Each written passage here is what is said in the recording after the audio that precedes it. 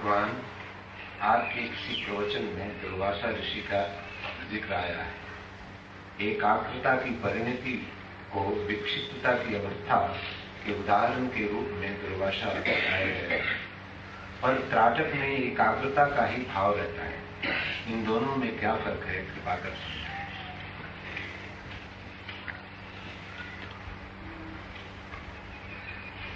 परंपरागत जो त्राटक है,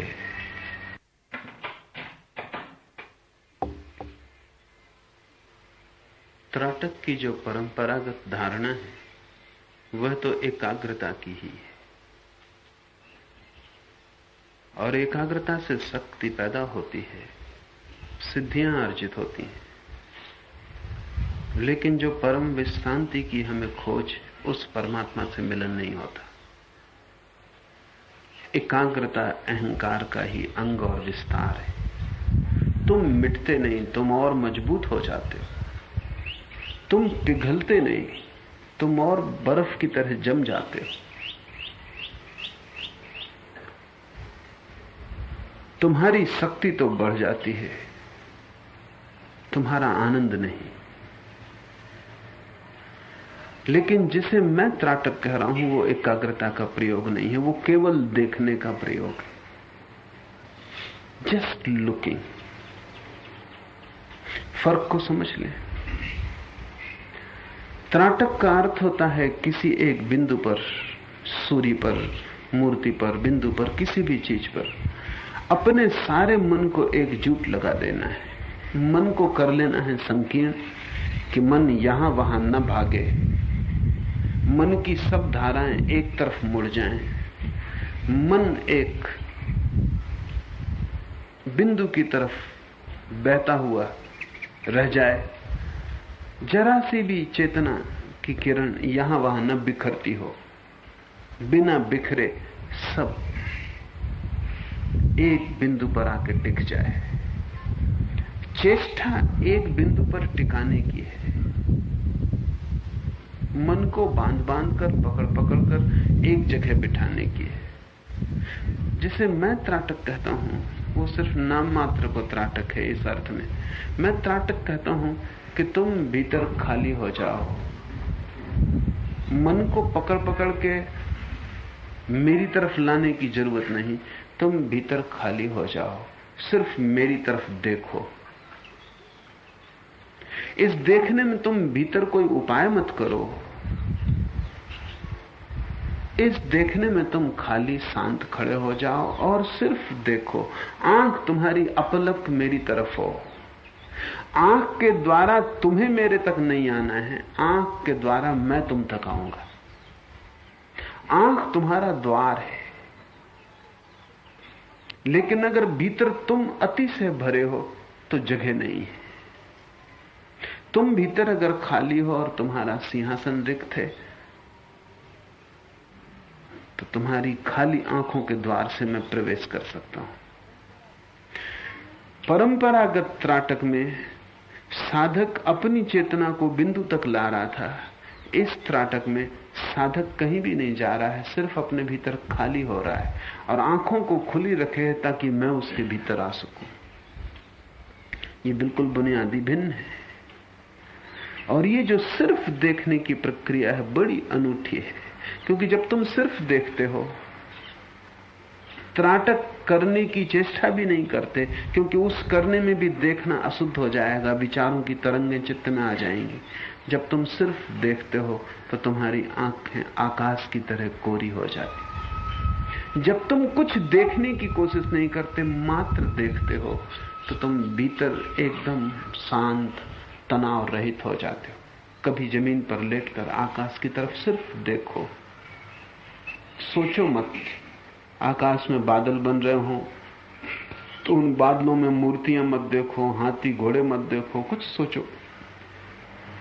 तुम सिर्फ देख रहे हो। तुम्हारी आंखें जैसे आंखें नहीं, बल्कि कैमरा का लेंस है जो कुछ सोच नहीं रहा, सिर्फ देख रहा है। जो भी गुजर रहा है, तुम एक दर्पण की भांति लेटे हो। दर्पण से जो भी गुजरेगा दिखाई पड़ेगा, लेकिन दर्पण सोचता नहीं कि बादल काला है कि सफेद है, कि ऐसा होना था कि नहीं होना था। कि क्यों बादल आ गए हैं, कि अब वर्षा होने के करीब है। कुछ मत सोचो, तुम सिर्फ देखते रहो, सिर्फ आंखें खुली रखो, झपको मत। तुम थोड़ी ही देर में पाओगे कि बाहर का आकाश तुम्हारे भीतर प्रवेश कर गया। जल्दी ही तुम पाओगे कि भीतर का आकाश और बाहर का आकाश एक महाआकाश बन गए। उनके बीच की जो छोटी सी पतली दीवार थी वो तिरोहित हो गई। तब तुम पाओगे कौन बाहर कौन भीतर। भीतर कहां है, बाहर कहां है, कहां भीतर समाप्त होता है और कहां बाहर शुरू होता है। सब सीमाएं खो गई। तुम भी आकाश हो। ठीक ऐसा ही प्रयोग है मेरे त्राटक का प्रयोग। मैं इधर शून्य बैठा हूं, तुम उधर भरे बैठे हो। मिलना कैसे हो? मैं यहां बहने को उत्सुक, तुम्हारा पात्र वहां उल्टा रखा है। मैं यहां तत्पर कि सब तरफ से तुम में प्रवेश कर जाऊं, लेकिन तुमने कहीं कोई रंध्र भी नहीं छोड़ी। तुमने सब तरफ दीवार मजबूत सीमेंट कंक्रीट की बना रखी। तुम तड़फते हो, चिल्लाते हो, तुम्हारी प्यास मुझे सुनाई पड़ती, तुम्हारी पीड़ा मुझे दिखाई पड़ती, तुम्हारी खोज ईमानदारी से भरी है। लेकिन तुम अपने ही बनाए हुए घेरे में बंद हो गए हो। और तुम्हारी कठिनाई यह है कि तुमने अपने कारागृह को अपना निवास स्थान समझ रखा है और तुमने अपनी जंजीरों को आभूषण मान रखा है। तुम उन्हें संभालते हो, तुम डरते हो कहीं वे चोरी न चली जाएं। तुम उन्हें बचाते हो, तुमने सब तरह के पहरे लगा रखे। तुमसे बड़ा तुम्हारा और कोई दुश्मन नहीं। फिर भी तुम्हारी पीड़ा सच है। तुम तड़फते हो, उसमें कुछ झूठ नहीं। तुम बाहर निकलना चाहते हो, वो आयोजन, वो आकांक्षा भी है, लेकिन तुम्हें यह पता नहीं कि बाहर निकलने में तुम ही बाधा डालते हो। तुम उस आदमी की भांति हो जो दौड़ना चाहता हो लेकिन अपने पैरों में जंजीरें बांध रहा हो और शायद सोचता हो कि जंजीरें बांधने से पैर मजबूत होंगे और मैं ठीक से दौड़ सकूंगा।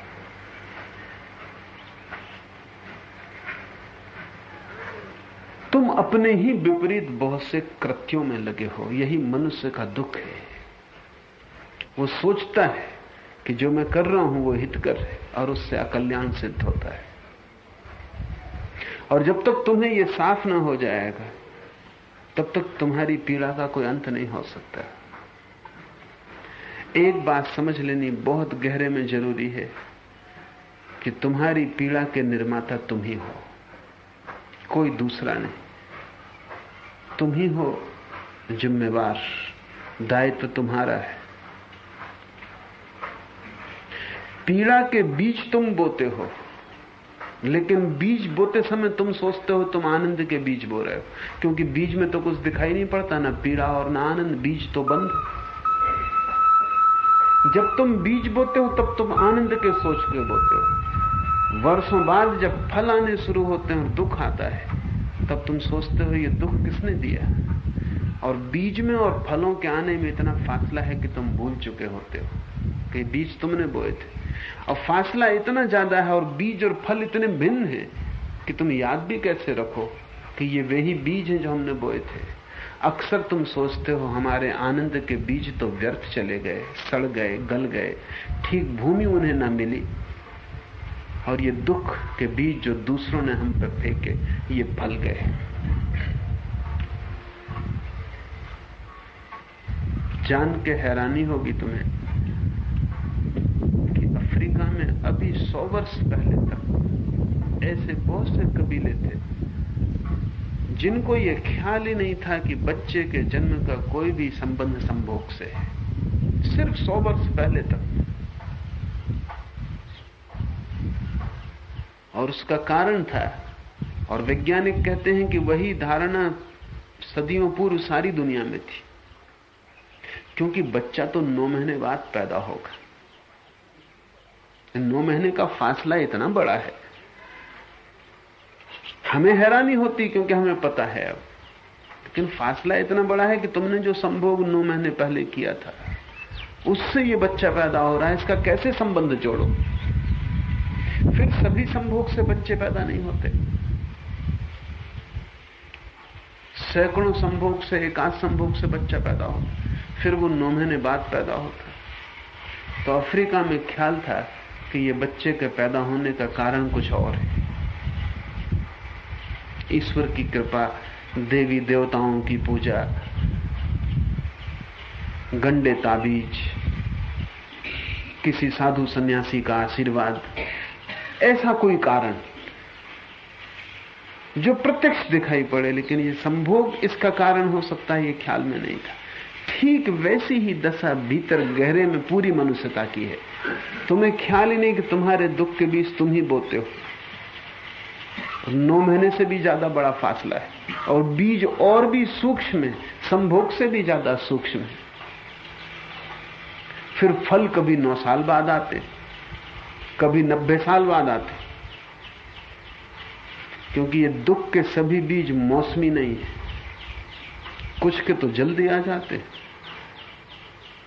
कुछ के वर्षों समय लेते, कुछ तो छोटे फूलों की तरह हैं जो मौसम में आते हैं और खो जाते हैं, और कुछ बड़े देवदार वृक्षों की भांति जो लंबे समय तक तुम्हारा पीछा करते हैं। फिर उस छोटे से सूक्ष्म बीज से इतना बड़ा वृक्ष आकाश को छूने वाला पैदा होगा, इसका ख्याल भी नहीं उठता। लेकिन तुम ही जिम्मेवार हो। तुम्हारी भूमि में कोई दूसरा बीज न तो फेंक रहा है, न फेंक सकता है। फेंकने का उपाय ही नहीं, क्योंकि तुम्हारी जो मनोभूमि है उसमें दूसरे का कोई प्रवेश ही नहीं। तुम ही वहां बोते हो, तुम ही पानी डालते हो, तुम ही संभालते हो, तुम ही फल आ जाते हैं तो फसल काटते हो, तुम ही हो वहां अकेले। इस बात की प्रतीति सघन हो जाए तो तुम में साधक का जन्म हुआ, और तब तुम ठीक ठीक आंखें पाओगे, और तब तुम वे बीज बोना बंद कर दोगे जो जहरीले हैं, और तब तुम घास पात को काटना शुरू कर दोगे। तब तुम्हारी पूरी ऊर्जा अमृत को पैदा करने में संलग्न हो जाएगी। ये अनुभव अमृत का तुम्हें बिल्कुल भी नहीं है। आनंद को तुमने कभी जाना नहीं है, इसलिए बड़ी कठिनाई है। और कठिनाई वास्तविक है कि जिसे हमने जाना नहीं है उसकी हम ठीक से आकांक्षा कैसे करें, और जिसका हमें स्वाद भी नहीं मिला उसकी हम फसल कैसे उगाएं, और जिसके संबंध में हमें कोई भी प्रतीति नहीं है, कोई संस्पर्श नहीं हुआ, उसको हम पुकारें कैसे, बुलाएं कैसे, खोजें कहां? तुम्हें दुख का अनुभव हुआ है, तुम्हें सुख का भी अनुभव हुआ है, आनंद का तुम्हें कोई अनुभव नहीं हुआ।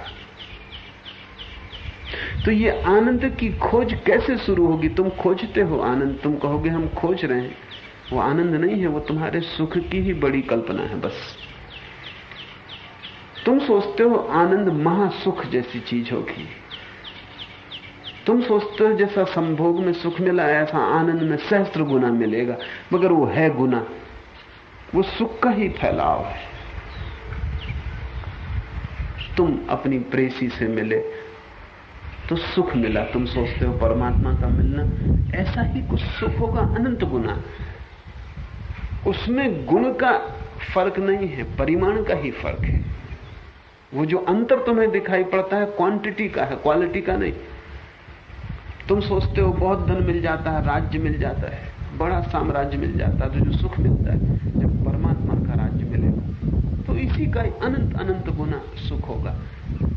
लेकिन फर्क मात्रा का है, और मैं तुमसे कहता हूं फर्क मात्रा का बिल्कुल नहीं है। आनंद कुछ है जो तुमने कभी जाना ही नहीं है। सुख के छोटे से तराजू से तुम उसे न तौल पाओगे, सुख के आयाम से तुम उसे न पहचान पाओगे, लेकिन तुम सुख को ही खोज रहे हो, तुम उसे आनंद कहते हो बस।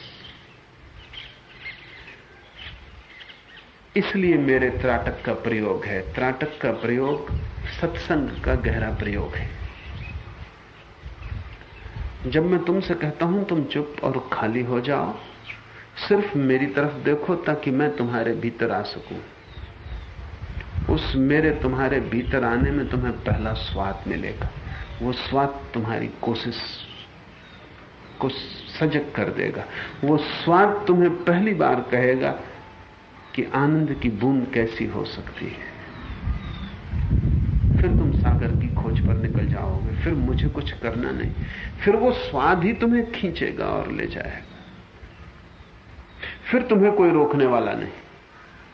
फिर दुनिया भर की ताकतें भी तुम्हारे बीच में बाधा बने, हिमालय भी खड़े हो जाएं तो तुम पार कर जाओ। एक बार तुम्हारा स्वाद जग गया, फिर सब बाधाएं छोटी। और जब तक तुम्हारा स्वाद नहीं जगा तब तक सागर हो सकता है तुम्हारे पीठ के पीछे ही लहरें ले रहा हो, लेकिन तुम लौट के भी न देखोगे, क्योंकि देखने का कोई प्रयोजन नहीं। तुम्हारी आंखें वहां लगी रहती हैं जहां तुम्हें सुख का स्वाद है। जो लोग सिंह या शेर को घर में पालते हैं, उनका अनुभव है कि वो उसी दिन से खतरा शुरू होगा जिस दिन से उसे मांस का स्वाद मिल जाएगा।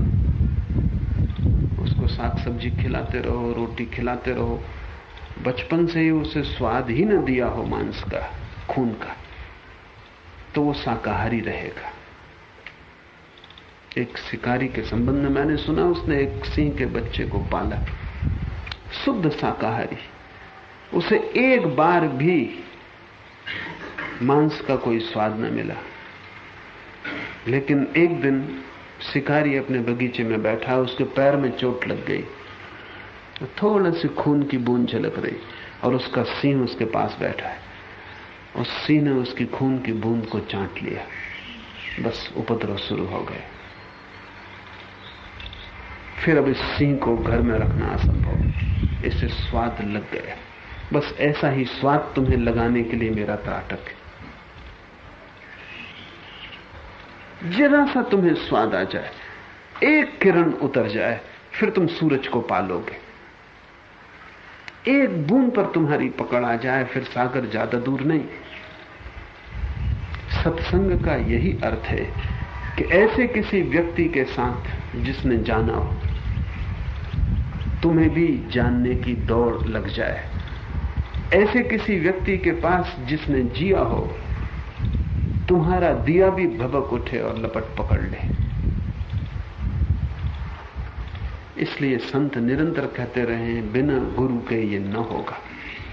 इसका कारण ये नहीं कि गुरु कुछ सिखाएगा तब होगा, इसका कारण ये कि स्वाद ही बिना गुरु के नहीं होगा। ये कोई शिक्षण की बात नहीं कि गुरु तुम्हें सिखाएगा, विधि देगा, गणित देगा, नक्शा देगा, किताब देगा और कहेगा ये गाइड बुक है, इससे तुम चले जाओ। ना, ये मतलब नहीं है। इसके बिना जा सकते हो, क्योंकि उस अनंत के लिए अनंत रास्ते हैं, सभी तरफ से रास्ते हैं। गाइड बुक की कोई जरूरत नहीं, कहीं से भी तुम वहां पहुंच सकते हो। नक्शों का कोई सवाल नहीं, नक्शा नाहक बोझ हो जाएगा। अनेक पर हो गया, कोई वेद को सिर पर रखे, कोई बाइबल पर, कोई गीता को रखे, वो उसकी वजह से नहीं चल पाता, क्योंकि नक्शा काफी बड़ा है। उसको ढोके और बिना उसके लिए कहां जाए।